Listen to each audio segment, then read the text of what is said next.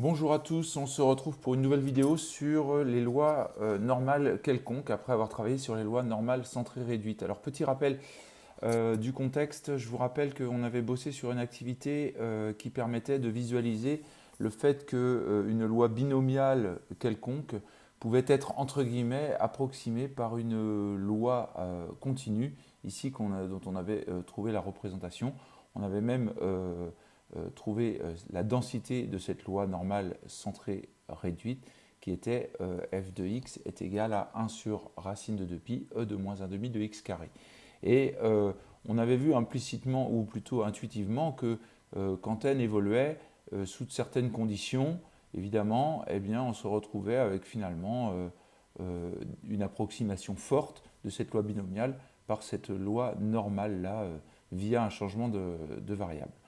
Voilà, alors maintenant, on remarque que finalement, cette courbe-là, qui est ici la densité de la loi normale centrée réduite, finalement est assez proche, autant elle est assez proche de la loi discrète qui se trouve en dessous, représentée par l'histogramme, eh bien on sera capable de trouver une densité ici qui viendra approximer directement la loi binomiale.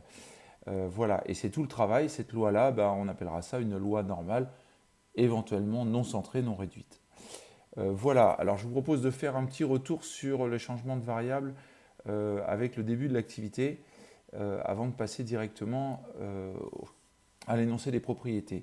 Alors on va considérer la loi xn qui est une binomiale de paramètres n et p, et je vais rappeler ici, si on rappelle, hop là je suis un peu gros là, si on rappelle Zn qui serait égal à xn moins mu sur sigma, ce que l'on va voir. Alors rappelez l'espérance et l'écart type de la loi binomiale, ben, je vous rappelle, mu est égal à np et sigma est égal à racine de np1 moins p.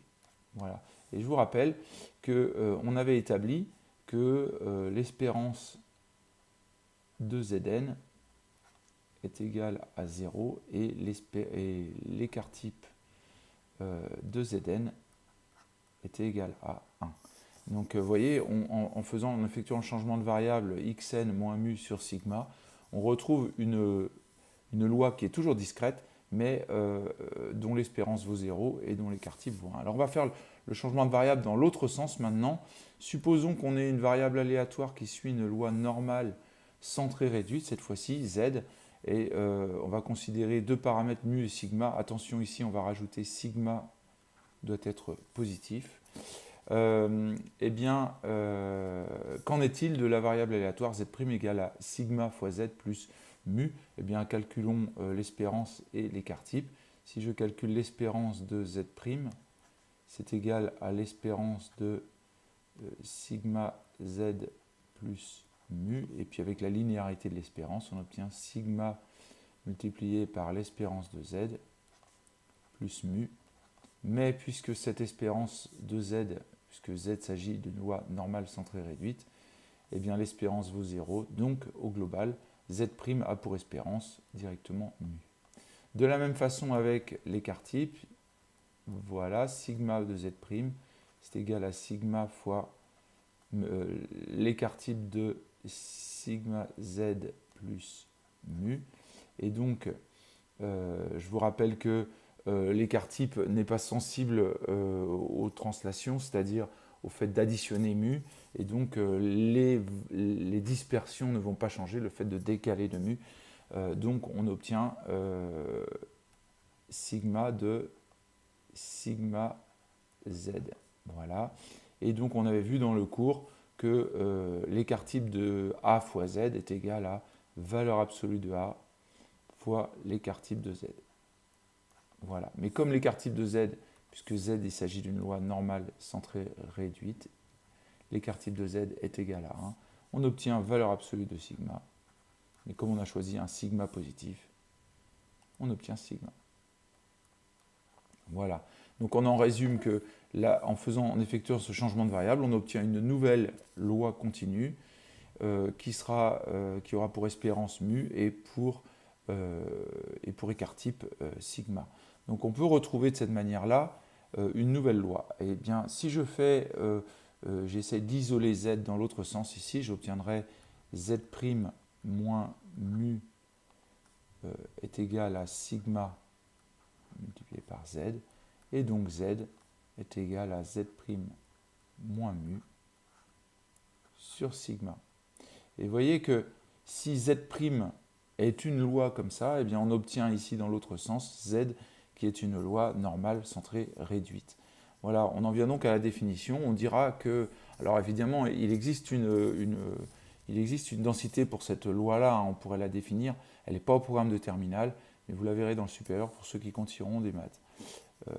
Voilà, on dit que une variable aléatoire x suit une loi normale mu sigma carré. Alors attention, sigma carré, ça correspond finalement à la variance. Je vous laisse le mettre, c'est vraiment le piège là, quand on lit des valeurs, ça correspond à V1, ici, à la variance.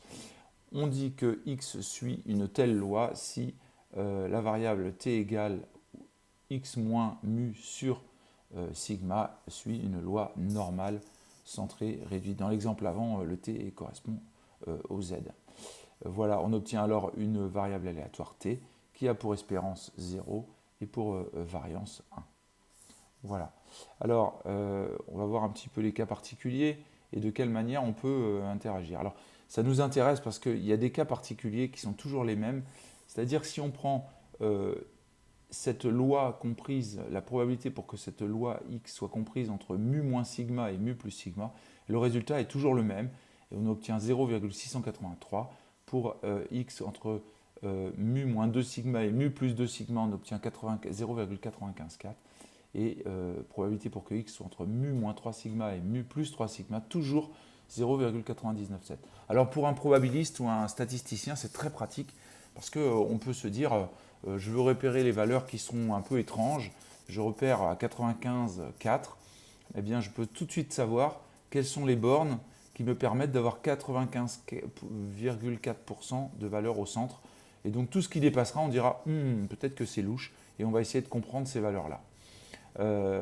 Voilà, alors je vous propose qu'on regarde au moins pour un exemple, je vous laisserai faire les deux autres, je vais prendre la valeur la plus classique, celle du milieu, on va démontrer la propriété du milieu.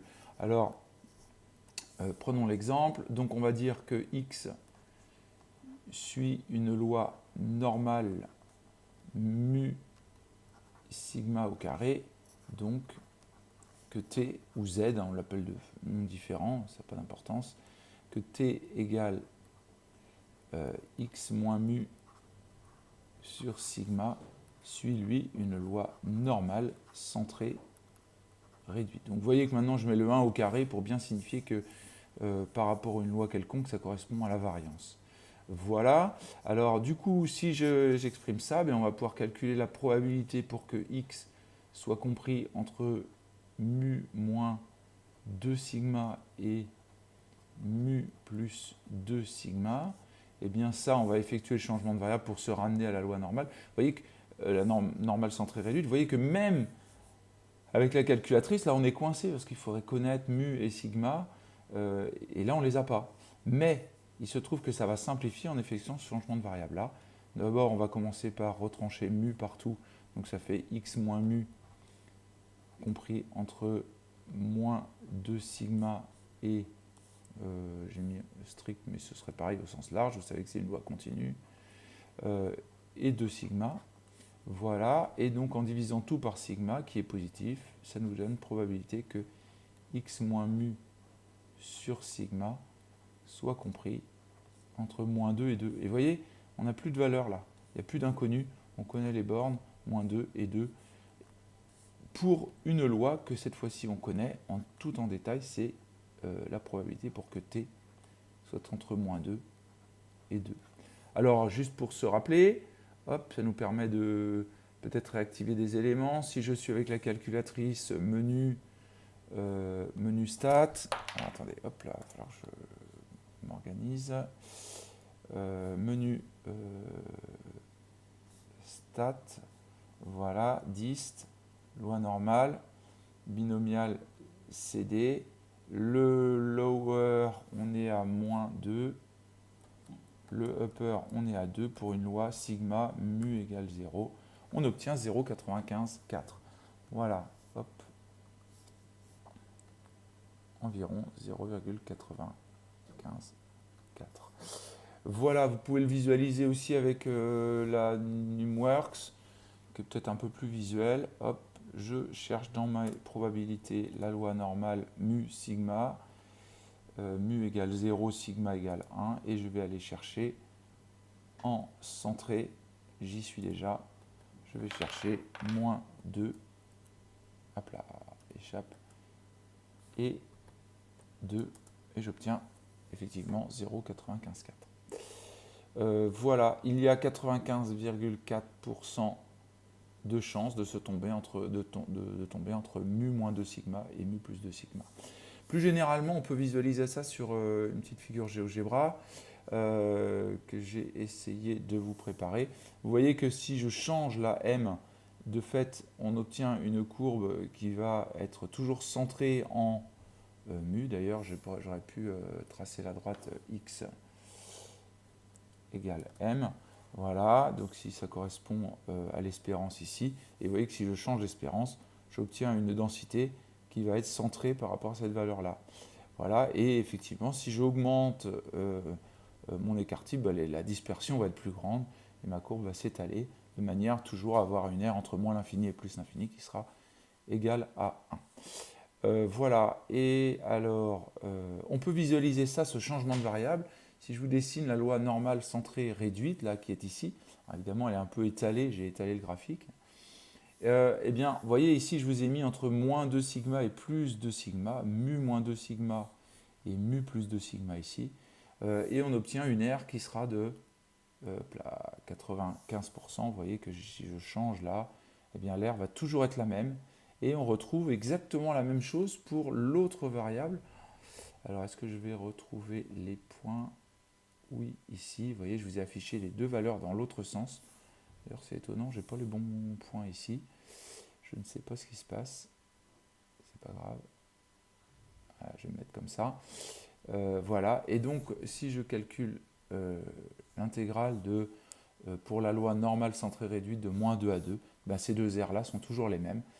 Même si la loi non centrée, non réduite, la courbe change, l'aire va rester la même.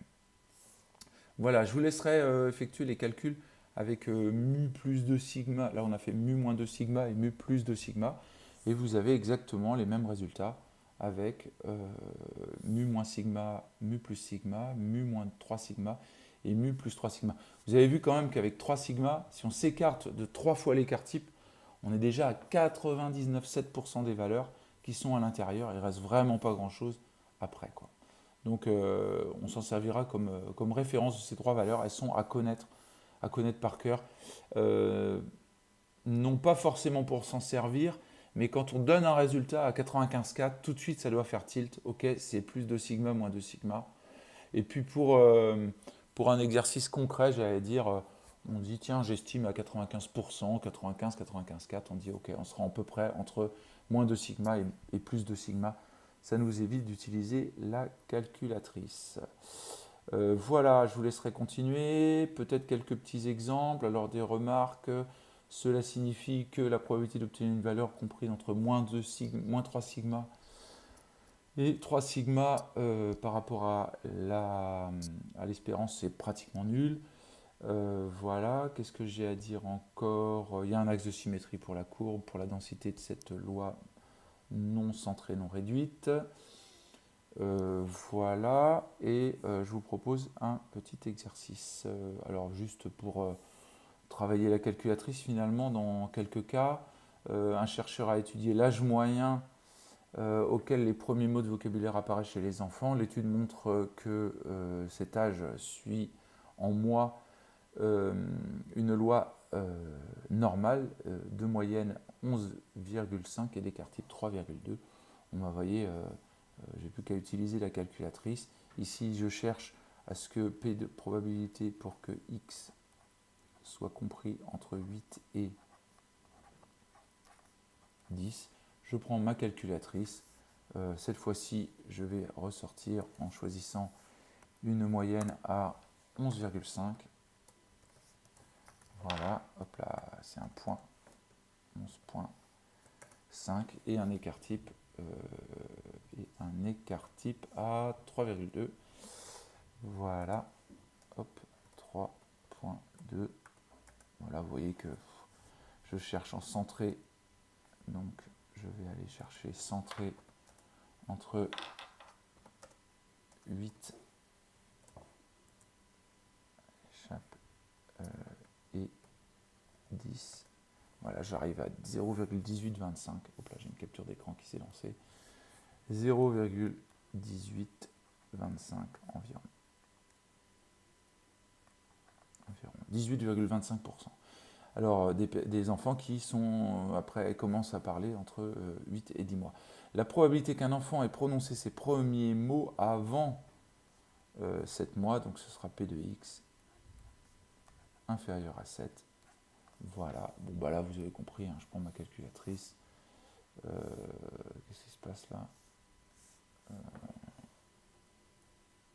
Scroll plus.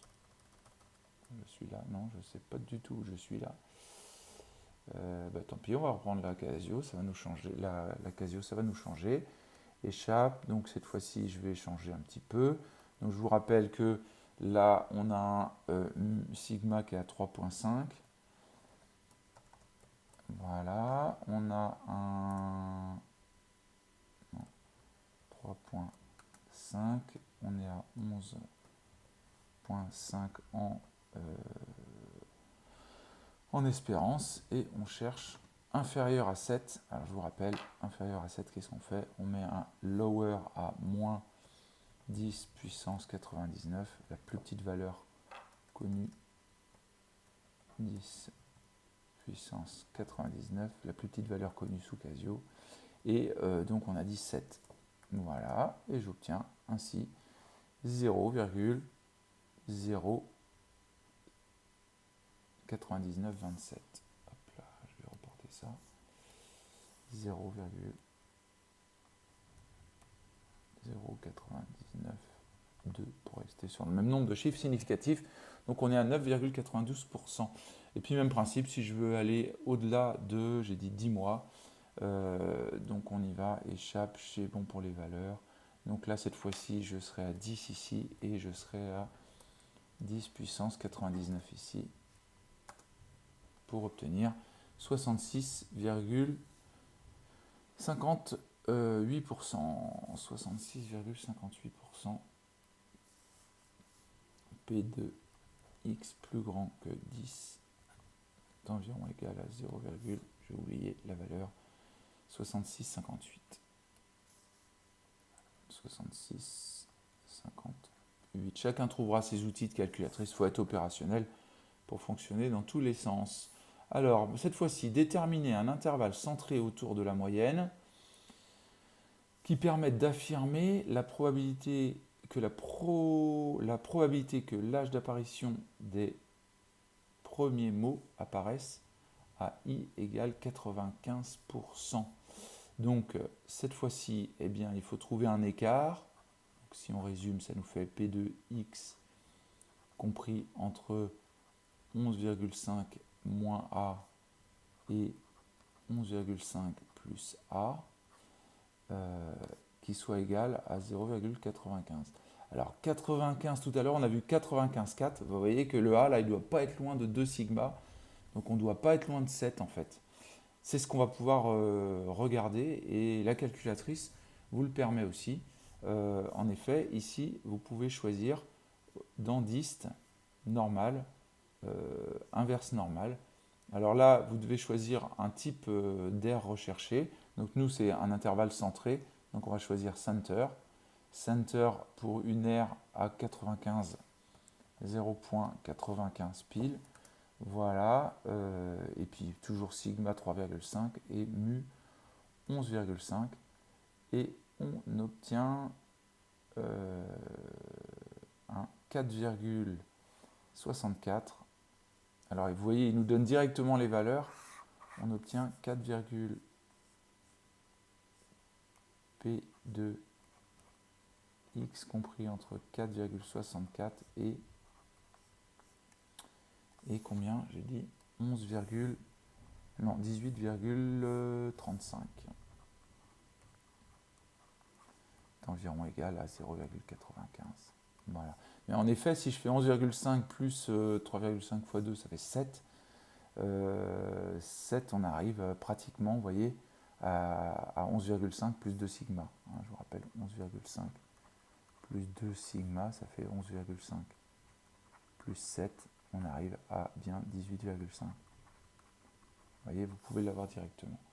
Alors, je vais peut-être revenir avec le simulateur de la Numwork, parce que c'est pas mal aussi de le voir avec ça. Vous voyez, ici, toujours le même principe, loi normale, je me passe en mu à 11,5, 11,5 et à sigma à 3,5. Voilà, cette fois-ci, donc toujours, je vais me choisir un mode centré. Et cette fois-ci, bah, vous voyez, vous choisissez directement 0,95. Voilà, et j'obtiens cette valeur. Et alors, vous voyez, si j'étais passé à 0,95,4, bah, vous voyez, je suis presque au 18,5 qu'on vient de voir. Donc ici, nous était 0,95. Voilà, donc vous voyez, on peut jouer dans les deux sens pour être capable de retrouver les valeurs recherchées. Voilà, il n'y a qu'un seul moment où on est coincé, c'est si on ne connaît pas mu ou sigma, c'est ce qu'on va voir dans l'exemple suivant. Voilà, voilà. Alors cette fois-ci, on modélise une loi normale mu et sigma pour le temps, pour un résultat sportif pour parcourir le 100 mètres. Le sportif a remarqué qu'il mettait en moyenne 13 secondes pour parcourir la distance. Donc on a un mu qui est égal à 13, mais par contre sigma, on ne connaît pas. Voilà, donc on peut dire que x, une variable aléatoire qui suivrait une loi normale, 13 et sigma au carré. Mais ça, le sigma, on ne le connaît pas, et vous voyez que dans la calculatrice, là, on est bien gêné.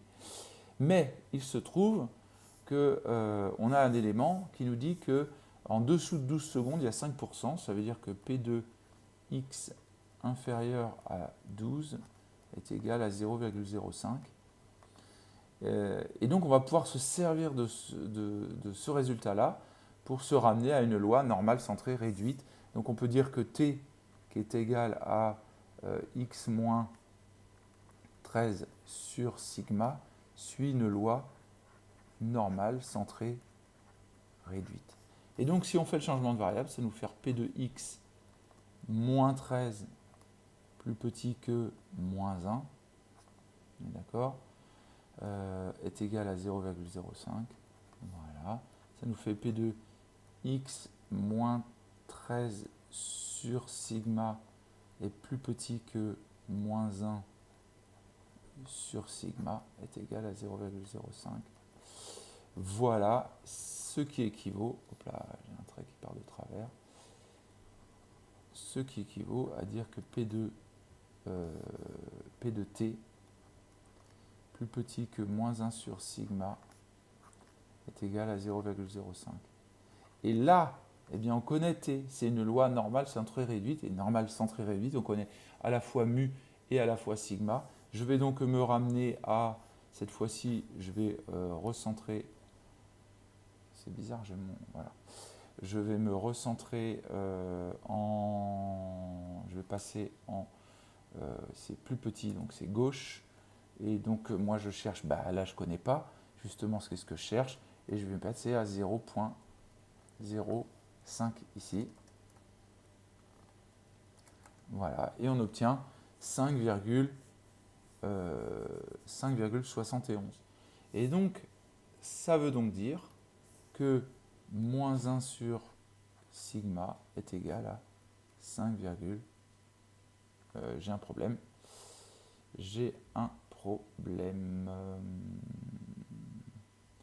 Alors, j'ai un petit problème, vous me voyez venir, c'est que là, je vais me récupérer avec un sigma qui sera négatif. Revenons à nos moutons, ça ne va pas, vous voyez qu'il y a un problème. Quel est le problème? Évidemment, je suis resté sur l'exercice d'avant avec une loi 11,5, 3,5. Nous, on est bien pour t, donc on est bien en mu égale 0 et sigma égale 1. Voilà, et ça va aller beaucoup mieux comme cela, et j'obtiens, donc là je vais me choisir sigma est égal, la probabilité égale 0,05 ici, et donc j'obtiens moins 1,6448 environ. Hop là, 1 sur sigma. Voilà, ce qui est beaucoup plus rassurant. Moins 1, j'ai une petite tête, 64,48 environ. 64,48. Et nous, du coup, on obtient sigma est égal à 1 sur 1,6448 environ. Donc là, si on résume, si dans une loi normale centrée réduite, on ne connaît pas mu ou sigma, eh bien on va se ramener à l'aide du changement de variable à une loi t qui sera normale centrée réduite. Et du coup, on va pouvoir travailler avec inverse normale pour récupérer mu ou sigma. Voilà pour cette partie, cette petite vidéo. On va passer la vidéo suivante sur l'approximation de Moivre-Laplace. Merci de votre attention. À bientôt.